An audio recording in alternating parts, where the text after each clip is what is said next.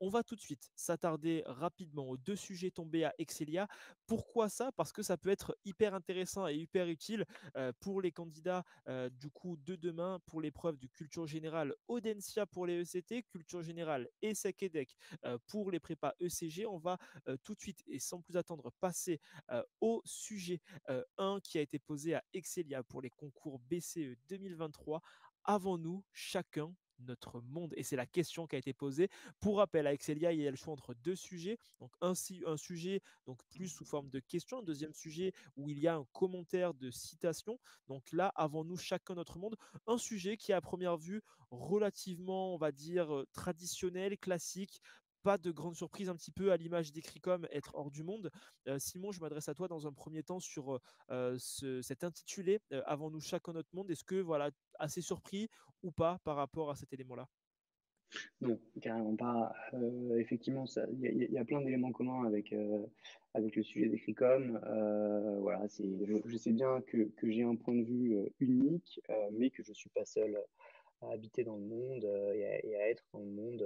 Donc en fait, voilà, on va dérouler cette thématique de la solitude et de l'unicité du point de vue sur un monde qui nous semble propre, mais qui n'est pas sans aucune surprise tout au long de la dissertation avec des thèmes comme la douleur, la peine, le deuil et la distinction en fait pour finir sur une distinction entre unicité et solitude. Très clair. De ton côté, Antoine, à la vue du sujet, qu'est-ce que cela t'a inspiré?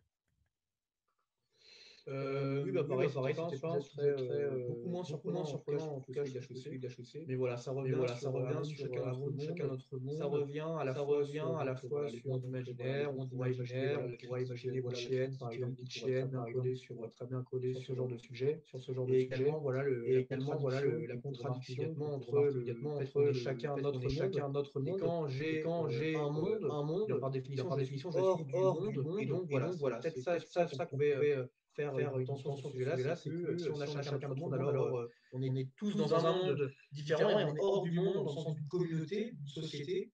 Et Et donc donc voilà, voilà, ça ça aurait aurait pu pu faire faire une tension, je pense, en introduction, mais voilà, donc des références qui pouvaient être utiles sur, par exemple, je pense à, donc à Nietzsche, à Flaubert, potentiellement aussi l'ouvrage d'Huxley, Le meilleur des mondes, qui aurait bien convenu pour ce sujet-là. Mais donc voilà, rien de très surprenant, je trouve, pour ce premier sujet d'Excellien. Très clair. Également, une analyse que nous, on avait faite à chaud, c'est aussi cette utilisation, et on l'a vu dans des sujets précédents qui utilisaient parfois la formulation du coup de la première personne du singulier je. Ici, on a la première personne du pluriel, et justement, ça implique deux choses. Ça va impliquer nécessairement l'humanité au sens large, de fait, l'aspect collectif, puisqu'ici, on parle de notre, et justement, ici, il va y avoir cette notion de groupe, de collectivité, d'humanité, finalement de territoire, si on le prend encore une fois au sens spatial du terme. Donc un sujet qui est assez intéressant et qui nous amène directement plusieurs pistes de réflexion possibles et envisageables avec ce thème, enfin la notion plutôt de chacun qui est présent ici et qui va forcément générer des conflits. Et ça, c'est quelque chose qui peut être intéressant à évoquer directement en problématique. Un sujet 1, du coup, donc là, sur les stats qu'on a, sur un petit sondage qu'on a fait concernant les étudiants en cité, qui a été majoritairement choisi par rapport au sujet 2 qu'on va traiter juste après.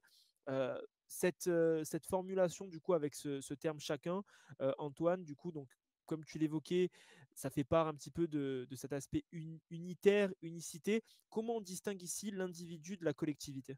Enfin, du collectif, du moins. En fait, oui, c'est vrai que c'est intéressant la première personne du pluriel, puisque donc avant, en fait voilà, c'est plutôt comment dire, le chacun poserait plus, nous intéresserait plus justement à l'individu et Et enfin oui, le chacun insiste quand même beaucoup sur l'individuel et donc le fait d'avoir quand même chacun son monde, ça pose quand même plusieurs problèmes parce que en fait, si vous voulez, déjà je trouve déjà ce qui pourrait être intéressant, c'est s'intéresser au verbe avoir. Simplement puisque quand j'ai un monde, ça veut dire quoi? Ça veut dire que je vis dans ce monde, c'est-à-dire que je possède un monde, que je suis par exemple dirigeant comment dire, que je suis un politicien, que je dirige telle société, un monde précis, etc., que je gouverne un monde en quelque sorte, que j'ai du pouvoir.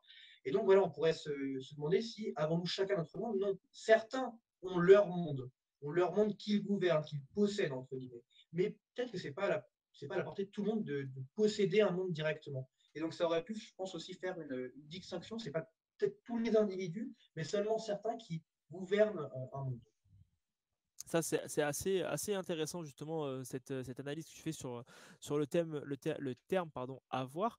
De ton côté, encore une fois, pour un petit peu prolonger du coup un petit peu plus dans le développement, on va s'orienter un peu plus dans la problématique, Simon.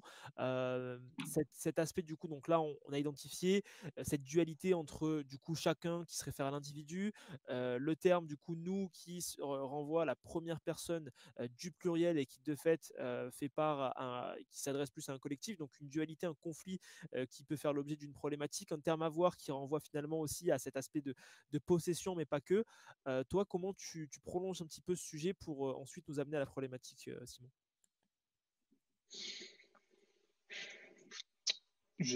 Évidemment, j'appuie là où ça fait mal, donc effectivement sur la tension entre mon unicité et mon seul rapport au monde. Et en fait, c'est le mien, j'ai mon monde, chacun a son monde, et en même temps, je sais que c'est pas le mien et que je suis pas seul dans ce monde. Donc en fait, on appuie très clairement sur cette distance et sur cette tension-là pour problématiser ce sujet sur l'unicité pas la solitude, mais quasiment, enfin, justement, le contraire de la solitude. Et justement, Antoine, donc là, on amène un petit peu plus la problématique du sujet. Toi qui, justement, va réaliser l'analyse sous peu, dans l'approche, on va dire, dans la manière dont tu vas attaquer le sujet, tu le prendrais sous quel angle? Ce serait peut-être d'utiliser donc les différents, en fait de s'inspirer pour cette tension. Je pense qu'ils peuvent bien tenir, si on la développe bien cette tension-là, qui peuvent bien donner deux parties avec une transition assez voilà poussée. Puis peut-être potentiellement, pourquoi pas. Donc ce sera peut-être juste une piste de réflexion sur le plan. C'est une idée qui me traverse l'esprit. Peut-être dire que le monde, que mon monde, entre guillemets, c'est peut-être pas forcément un monde imaginaire, mais c'est aussi potentiellement le monde auquel j'ai accès, le monde dans lequel, un monde que je découvre par exemple seul, ou peut-être même mon expérience du monde. Voilà, c'est qu'en fait, il y a des événements qui se déroulent devant nous, ils sont tous qui sont les mêmes pour tout le monde, mais mon interprétation, la façon dont je ressens ces événements-là, peuvent créer un monde, en tout cas une sorte de sentiment qui peut me distinguer ma perception de celle des autres. Et donc, c'est une piste de réflexion qui me traverse l'esprit maintenant sur ce sujet-là. Mais je pense que voilà, il y a beaucoup comment dire, de, Possibilité. d'aspects différents, voilà, de possibilités pour traiter ce genre de sujet. Voilà, donc encore une fois, s'inspirer des différents aspects du monde métaphysique, social, physique. Et puis vraiment, c'est avec cette tension-là, si on prend un monde métaphysique, est-ce qu'on aurait chacun notre monde? Eh bien, peut-être pas. Peut-être que justement, ce monde métaphysique, il s'impose à tous sans distinction. Pourquoi est-ce qu'il y aurait une distinction? Et donc, voilà, c'est vraiment avec ces différents aspects du monde qu'on va pouvoir vraiment créer le plan et avoir vraiment plus des transitions qui vont vraiment ne pas être des parties qui vont se couper l'une à l'autre, qui vont vraiment être en opposition l'une à l'autre, mais vraiment, voilà, qui est vraiment une tension, que ce ne soit pas de la contradiction. Voilà. Un étudiant qui nous a dit finalement aussi évoqué dans le développement, donc un étudiant qui a choisi ce sujet-là, Ouais. finalement, c'est de se dire qu'est-ce qui ferait que en fait un individu ou, ou un collectif n'ait pas son propre monde et de fait qu'il ne serait pas dans notre monde. Donc là, c'est aussi du coup prendre un petit peu plus dans le développement du sujet et aller notamment vers cette dernière partie en remettant en cause la chose. Et finalement, qu'est-ce qui ferait qu'on n'ait pas chacun notre monde et que finalement on est soit contraint ou soit soumis à un monde dans lequel finalement on ne souhaite pas être. Donc finalement aussi on voit qu'il y a quand même des similitudes avec aussi le sujet à HEC qu'on a traité juste avant avec cette épreuve finalement et se dire est-ce que en fait le monde n'est pas contrainte et on nous a pas posé une épreuve, boum là, était ici comme ça, justement par rapport à cette on va dire dualité, cette réflexion, Simon, de ton côté, qu'est-ce qui ferait finalement qu'on n'ait pas chacun notre monde pour avancer aussi la réflexion? Et est-ce que tu trouves que c'est un axe intéressant à justement développer au sein de la dissertation?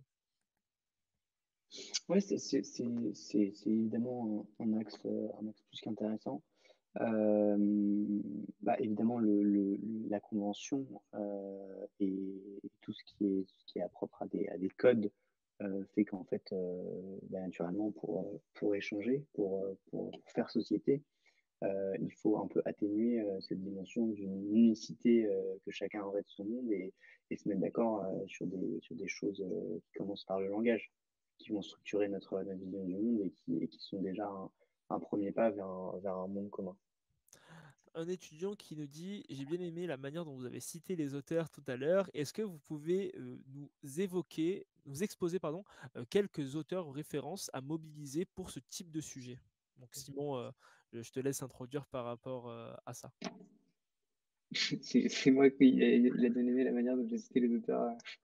Donc quels auteurs, en tout cas, à la lumière, voilà, dès que tu vois ce sujet-là, quelles sont selon toi des références qui te paraissent pertinentes à mobiliser et à amener? Hum, Alors, je me suis moins posé sur la chose.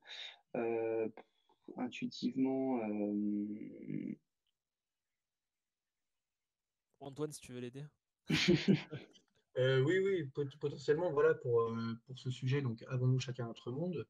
Euh, Moi, ce qui me vient directement, donc c'est sur les mondes imaginaires, ce serait comment dire, Schopenhauer ou non, pardon, Nietzsche ou Madame Bovary Flaubert. Donc ça, c'est vraiment des mondes imaginés. On pourrait penser à Freud potentiellement aussi.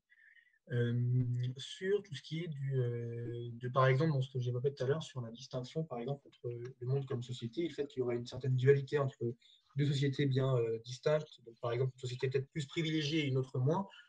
Moi, j'avais vu un film qui s'appelle Main basse sur la ville, j'ai oublié l'auteur, qui justement illustrait cette dichotomie-là et donc qui pouvait potentiellement être intéressant. Mais voilà. En fait, ce qu'il faut sur les références, c'est qu'il n'y a pas de référence absolue en tant que telles qui peuvent, voilà, qui vont absolument démarquer les candidats. Mais il ne faut pas hésiter, voilà, vraiment à varier, c'est-à-dire à utiliser potentiellement des peintures, euh, potentiellement. Donc, si je prends, voilà, donc, des peintures qui peuvent être utiles, on pourrait prendre pour critiquer le sujet, on pourrait prendre, je sais pas, par exemple, les peintures d'Edward Hopper. Euh, voilà, ou alors par exemple donc, des films, comme j'ai dit, potentiellement même des musiques. Donc là, pour le monde de la musique, je ne sais pas trop si ça pourrait rentrer dedans. Mais voilà, vraiment chercher des références larges et qui viennent de tous les prismes. Donc, voilà, vraiment, ça peut, de tous les types de références sont acceptés, à moins que ce soit vraiment. Voilà, Booba, par exemple, on en avait parlé tout à l'heure, c'est pas. Voilà, c'est pas le top. Mais voilà, vraiment, faut pas hésiter à vraiment varier peinture, film, pièces de théâtre, comédie, roman, ouvrage philosophique. C'est assez clair. Pour conclure, du coup, sur ce sujet, avons-nous chacun notre monde, un dernier élément, une dernière chose à mobiliser. Qui c'est de vous deux qui veut conclure sur le sujet? Moi, j'ai tout dit. Enfin, je veux bien rajouter quelque chose, Ah, vas-y, je n'en Simon. sens pas l'utilité. Vas-y, vas-y.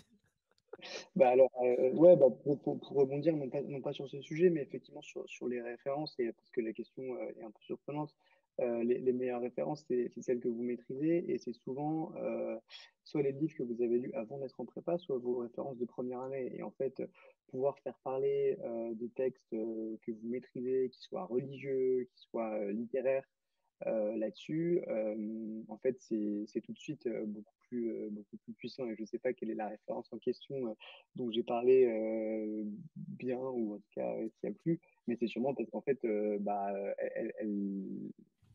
me la suis appropriée et de fait, je, je m'en sers comme exemple avec beaucoup plus de fluidité, tout en ayant déjà pensé le sujet hors référence. Je vais pas me dire, je mets chez mon grand 1 Descartes ou je fais mon grand 3 Camus, mais si je vois qu'en fait Camus rentre dans mon grand 3, évidemment, je m'en sers. C'est assez clair et merci à tous les deux en tout cas pour les éléments fournis pour cette analyse sur le sujet. Avons-nous chacun notre monde?